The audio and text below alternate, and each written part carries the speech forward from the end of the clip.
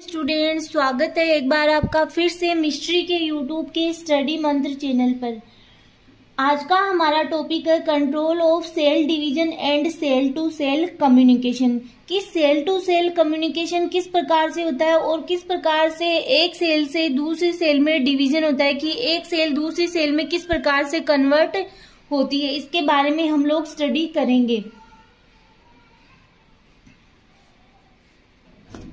Stem के shoot apical meristem से stem के डिफरेंट पार्ट बनते हैं, like flower, leaves, ETC. Primary root is a group of cell. Primary root होती है वो सेल्स का ग्रुप होती है। It is called root apical meristem. इसे रूट एपिकल मेरिस्टेम कहा जाता है। इनके डिवीजन के डिफरेंट पैटर्न होते हैं। इनका स्वतंत्र रूप से कंट्रोल होता है। Independent mode of cell division, seed germination के बाद सेम थ्री टाइप की एक्टिविटी शो करता है। फर्स्ट है फॉर्मेशन ऑफ लीव्स। लीव्स का फॉर्मेशन होता है। Formation of stem. स्टेम का फॉर्मेशन होता है। Maintain of meristem. मेरिस्टेम का किस प्रकार से मेंटेन किया जाता है। स्मिथ ने 1924 में ट्यूनिका कार्पस थ्योरी प्रस्तुत की। ये ट्यूनिका कार्पस थ्योरी हम लोग स्टडी भी कर चुके हैं कि ट्यूनिका होता है वो 2 या 1 लेयर से मिलकर बना हुआ पार्ट होता है, और कार्पस होता है वो ट्यूनिका के नीचे प्रेजेंट पार्ट को कार्पस कहा जाता है। इस थ्योरी से ये पता चला कि अपेक्स में सेल डिवीजन से के क्या प्लेन्स होते हैं। इसके अलावा apical cell theory, histogen theory भी दी गई। एक की हिस्टोजन लेयर थ्योरी, जिसमें भी कि हम लोग ने स्टडी किया था। Outer layer L1, middle layer L2 और इनर लेयर को L3 कहा गया। अब यहाँ पे क्या है, जो L1 और L2 है उसको ट्यूनिका लेयर कहा गया है, और जो इनर लेयर है L3 उसको कहा गया कार्पस लेयर, क्योंकि 1 और 2 लेयर तो किसके अंतर्गत आ गई, ट्यूनिका लेयर के अंतर्गत आ गई। यहाँ पे आप लोग डायग्राम देख सकते हो। ये शूट एपिकल मेरिस्टेम का डायग्राम है, जिसमें कि ये 2 लेयर है वो ट्यूनिका की है, और नीचे की साइड है कार्पस रीजन प्रेजेंट है, जिसमें प्रत्येक प्लेन में डिवीजन हो रहा है। यहाँ पे ये पेरिफेरियल जोन है, और ये वाला जोन सेंट्रल जोन है, और ये जोन है रिब मेरिस्टेम। ये वाला पार्ट जिसको कि क्या कहा गया, लीफ प्रिमोर्डिया। पहले हम लोग स्टडी करेंगे tunica. Tunica 1 and more layers की बनी होती है। इसकी सेल साइज होती है क्या होती है, स्मॉल होती है। एक निश्चित सीक्वेंस में अरेंज रहती है। मोनोकोड में 1 से 4 लेयर्स होती है। यदि ट्यूनिका की सिंगल लेयर है तो इसे मोनोस्टेटोज, एंड मोर लेयर है तो इसे मल्टीस्टेटोज कहा जाता है। जेनथोरिया मीडिया में ट्यूनिका की 8 लेयर होती है। जो जेनथोरिया की अगर हम लोग बात करें तो एक प्रकार का सुकुलेंट फ्लोरिंग प्लांट होता है, जिसमें कि क्या होता है कि इसमें जैसे बाजरे की बाली के जैसे इसमें फ्लावर निकलते हैं। इसमें ट्यूनिका की 8 लेयर होती है, तो ये एक प्रकार के इसमें अपवाद के स्वरूप अपन लोग इसको पढ़ सकते हैं। फिर मल्टी स्टेटोज ट्यूनिका में प्रत्येक लेयर की एक इनिशियल निकलती है। इसमें दोनों लेयर मिलकर हेल्प करती है। इसे पेरिक्लिनर क्लाइंबर्स कहते हैं। फिर है कार्पस। शूट अपेक्स का इनर रीजन कार्पस कहलाता है। कार्पस 3 जोन से मिलकर बना होता है, सेंट्रल, मदर सेल, पिथ रिब मेरिस्टेम, और फिर है फ्लैंक मेरिस्टेम। तो सबसे पहले हम लोग इसका फर्स्ट पार्ट पढ़ते हैं कि सेंट्रल मदर सेल्स कौन सी होती है। It is out layer of corpus. ये आउटर लेयर किसकी होती है, कार्पस की। फिर है pith rib meristem. It is situated under central mother cells. तो ये जो पिथ रिब मेरिस्टेम होती है वो होती है इस पार्ट के नीचे प्रेजेंट होती है, सेंट्रल मदर सेल्स के नीचे प्रेजेंट होती है। फिर बात करते हैं फ्लैंक मेरिस्टेम। यह दोनों के बीच का रीजन होता है। जब किसी प्लांट की वेजिटेटिव ग्रोथ होती है, इसका एपिकल मेरिस्टेम न्यू मेरिस्टेम का डेवलपमेंट करता है। जैसे जब लीफ का फॉर्मेशन होता है तो सेकेंडरी मेरिस्टेम भी बनने लगता है। ये लीफ प्रिमोडियम व स्टेम के जंक्शन पर बनता है। क्या होता है कि जब लीफ का फॉर्मेशन होने लगता है तो वहां पर सेकेंडरी मेरिस्टेम का भी फॉर्मेशन होने लगता है, और ये लीफ और स्टेम के दोनों का जो जंक्शन पॉइंट है वहां पर बनता है। लीफ प्रिमोडिया से फ्लोवर प्रिमोडिया व फ्लोरल मेरिस्टेम बनने लगते हैं। इसमें सेल नंबर व साइज में चेंज होता है। जब फ्लावर्स का डेवलपमेंट होना स्टार्ट होता है तो सेल नंबर इंक्रीज हो जाता है। इसी टाइम सेल के लोकल रीजन में भी डिवीजन होने लगते हैं एंड फ्लावर्स को के अदर पार्ट जैसे सेपल्स एंड पेटल्स भी बनने लगते हैं, बिकॉज सेल का इनके सेल नंबर पर कंट्रोल होता है एंड सेल डिवीजन पर भी कंट्रोल होता है। इसी कारण सेल के डिफरेंट ऑर्गन्स का भी डेवलपमेंट होता है। इनका ऑल कंट्रोल डिफरेंट पार्ट में डिफरेंट टाइप से होता है। देखो, अगर हम लोग फ्लैंक मेरिस्टेम की बात करें तो ये सेंट्रल मदर सेल्स और पिथरी मेरिस्टेम के बीच में प्रेजेंट होता है। जब क्या होता है, किसी प्लांट की वेजिटेटिव ग्रोथ होती है तो जो एपिकल मेरिस्टेम होता है उसमें क्या होता है, न्यू मेरिस्टेम का डेवलपमेंट होता है या नई सेल्स का डेवलपमेंट होता है। हम लोग ऐसे मतलब समझ सकते हैं इसको। जब एपिकल मेरिस्टेम का डेवलपमेंट होता है तो वहां पे न्यू सेल्स का भी डेवलपमेंट होता है। जैसे कि लीव्स की सेल बनती है तो लीव्स की सेल और जो स्टेम होता है वहां के जंक्शन पर सेकेंडरी मेरिस्टेम का फॉर्मेशन होता है, जहां से लीफ प्रिमोडिया और स्टेम दोनों अटैच है। वहां से वहां पे सेकेंडरी मेरिस्टेम बनता है। और इससे क्या होता है कि जो सेल की साइज है उसके अंतर्गत भी चेंज होता है और सेल नंबर भी इंक्रीज होती है। तो ये क्यों होता है, मतलब कि एक सेल से दूसरी सेल किस प्रकार से इनमें क्या होता है, कम्युनिकेशन होता है कि सेल टू सेल कम्युनिकेशन उनके अंतर्गत प्लाज्मोडेस्माटा नामक स्ट्रक्चर प्रेजेंट होती है, जिसके कारण एक सेल से दूसरी सेल में क्या होता है, कम्युनिकेशन होता है। इसे आगे हम लोग स्टडी भी करेंगे अभी। फिर नेक्स्ट है इन अरेबिडोप्सिस, स्टेम सेल को मेंटेन करने के लिए WUS होम्योडोमेन ट्रांसक्रिप्शन फैक्टर की जरूरत होती है। अगर इसका फंक्शन लॉस हो जाए तो सेम की सारी डेवलपमेंट स्टेज में परेशानी आएगी। लीफ प्रिमोडिया बहुत स्लो बनेंगे, लीफ मैच्योर नहीं होगी। अरेबिडोप्सिस में रूट मेरिस्टेम सेम की कंपैरिजन से पता चलता है कि इसका स्ट्रक्चर बहुत ही सिंपल होता है। अरेबिडोप्सिस रूट की सेल्स मेनी लेयर्स में प्रेजेंट होती है, जो pericycle, epidermis, cortex and epiblema part बनाती है। ये सभी सेल इनिशियल्स से बनती है कि कोई भी सेल अगर बन रही है तो उसके लिए जो प्रारंभिक सेल होती है वो रिस्पॉन्सिबल होती है। जैसे कि रूट इनिशियल फंक्शनल वे से CLV3 के सिमिलर होती है। क्विसेंट सेंटर की सेल रूट मेरिस्टेम के द्वारा बनाई जाती है। अब क्विसेंट सेंटर क्या होता है वो मैं आपको बता देती हूँ।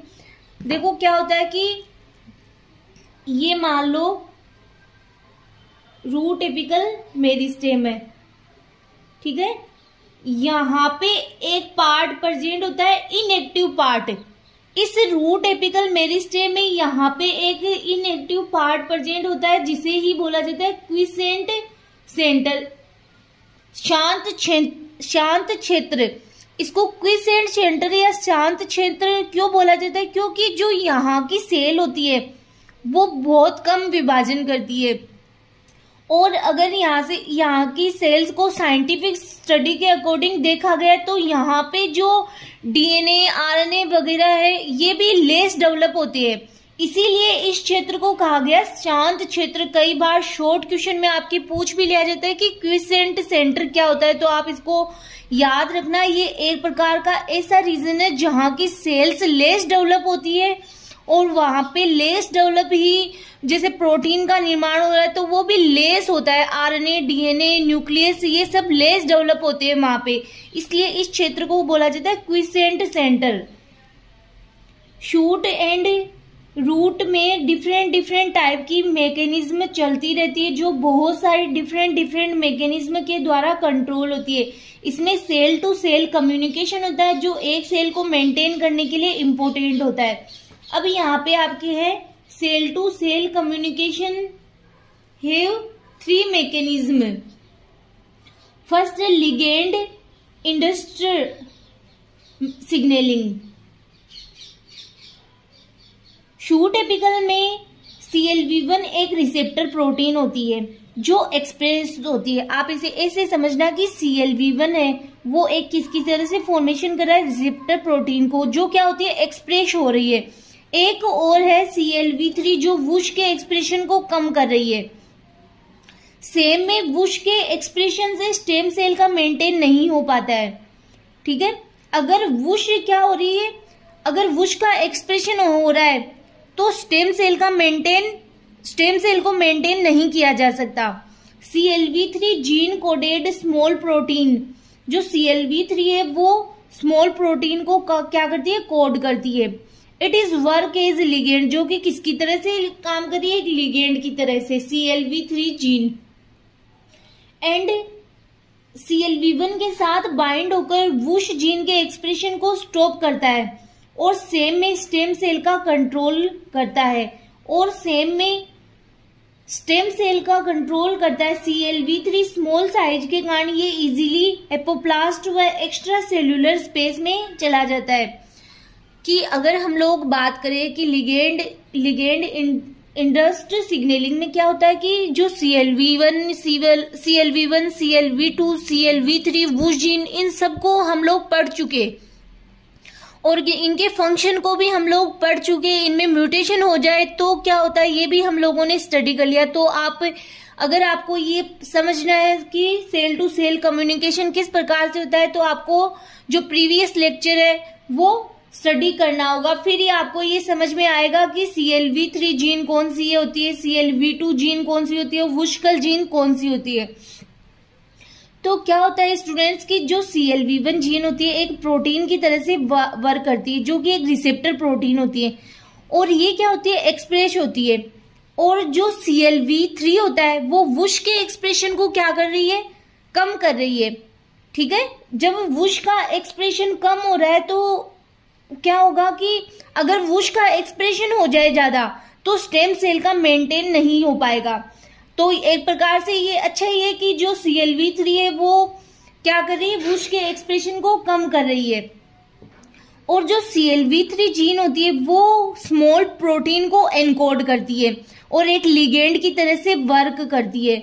और जो CLV3 होती है, CLV1 और CLV3 क्या करती है, वुश के एक्सप्रेशन को क्या करती है, स्टॉप कर रही है। और स्टेम सेल का क्या हो रहा है, कंट्रोल हो रहा है। कि कोई सेल है मान लो, वो लगातार डिवीजन करते जा रही है, बस उसको स्टॉप भी तो करना होगा ना।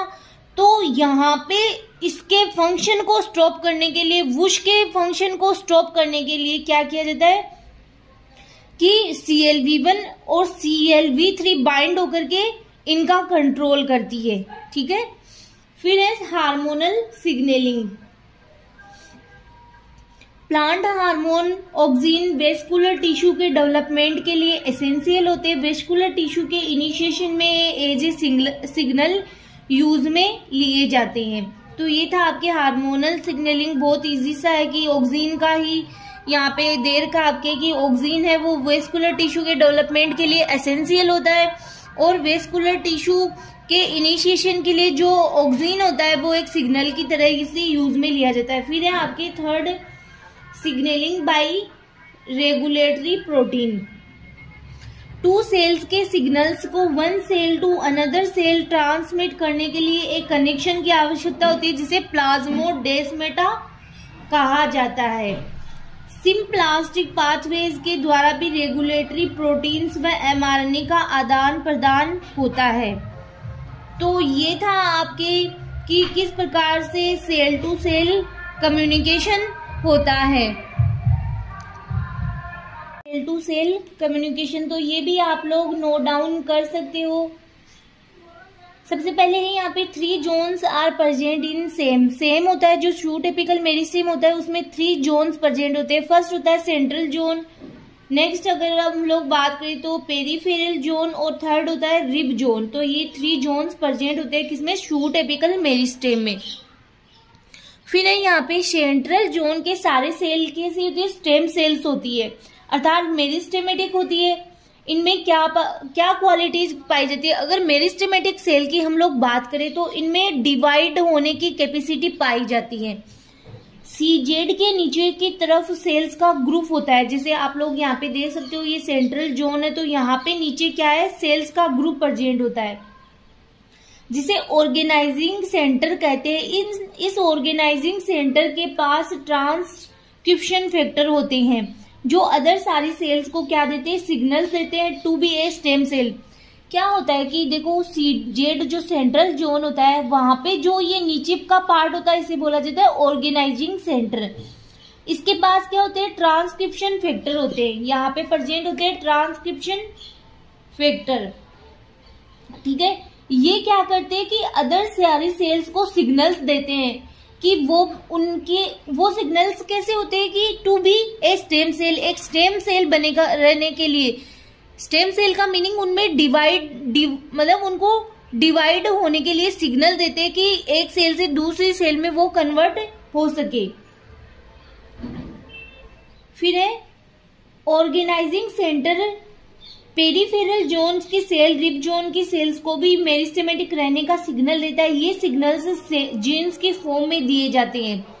विच signal transmitted one cell to another cell is cell to cell communication, कि सिग्नलों का एक सेल से दूसरी सेल में ट्रांसफर होना, इसे ही क्या कहा जाता है, सेल टू सेल कम्युनिकेशन कहा जाता है in the shoot apical meristem. जैसे जैसे न्यू सेल्स बनती जाएगी शूट एपिकल मेरिस्टेम में परमानेंट सेल्स बनाने के सिग्नल ट्रांसमिट किए जाते हैं। Cell to cell communication in shoot apical meristem is very necessary, कि सेल टू सेल कम्युनिकेशन जो होता है वो शूट एपिकल मेरिस्टेम के लिए बहुत ज्यादा आवश्यक होता है। अगर सेल टू सेल कम्युनिकेशन नहीं हो पाएगा तो लीव्स का फॉर्मेशन नहीं होगा, फ्लावर्स का फॉर्मेशन नहीं होगा, मतलब ब्रांचेज का फॉर्मेशन नहीं होगा। तो ये कम्युनिकेशन इसीलिए ही जरूरी है कि ताकि जो प्लांट है उसके पार्ट बने। Signal for the to be meristematic and as well as signals to be differentiated. Cell to cell communication plasmodesmata के थ्रू होता है, हार्मोन की सिग्नलिंग रिसेप्टर के थ्रू होती है। यदि सीजेड सेंट्रल जोन से आने वाली सेल को वुश और एसटीएम जीन मिलता रहता है तो सेल मेरिस्टेमेटिक ही रहेगी। जैसे हमने अभी बात की, जो वुश जीन होता है वो किसके लिए रिस्पॉन्सिबल है, किसी भी सेल के डिवीजन के लिए रिस्पॉन्सिबल है। अगर वुश जीन पे कंट्रोल नहीं किया जाए तो सेल कैसी बनी रहेगी, एक प्रकार के मेरिस्टेमेटिक ही बनेगी, वो परमानेंट टिश्यू में कन्वर्ट नहीं हो पाएगी। तो ये एक प्रकार से इसको कंट्रोल करना भी जरूरी होता है।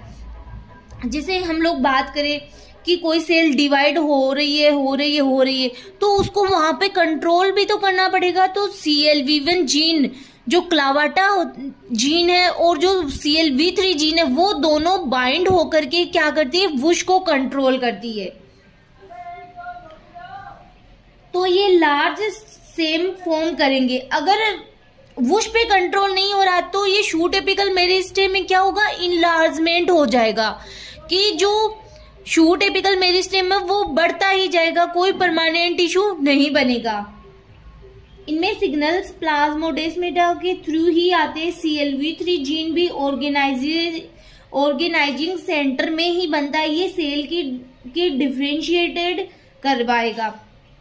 तो यहाँ पे ये डायग्राम आप देख सकते हो, सेम वही डायग्राम है ऊपर वाला, कि ये यहाँ पे सेंट्रल जोन है, यहाँ पे रिब जोन प्रेजेंट है, जिसमें कि यहाँ वाला जो पोर्शन है इसको कहा गया ऑर्गेनाइजिंग सेंटर, जो जिसके पास क्या प्रेजेंट होते हैं, ट्रांसक्रिप्शन फैक्टर प्रेजेंट होते हैं।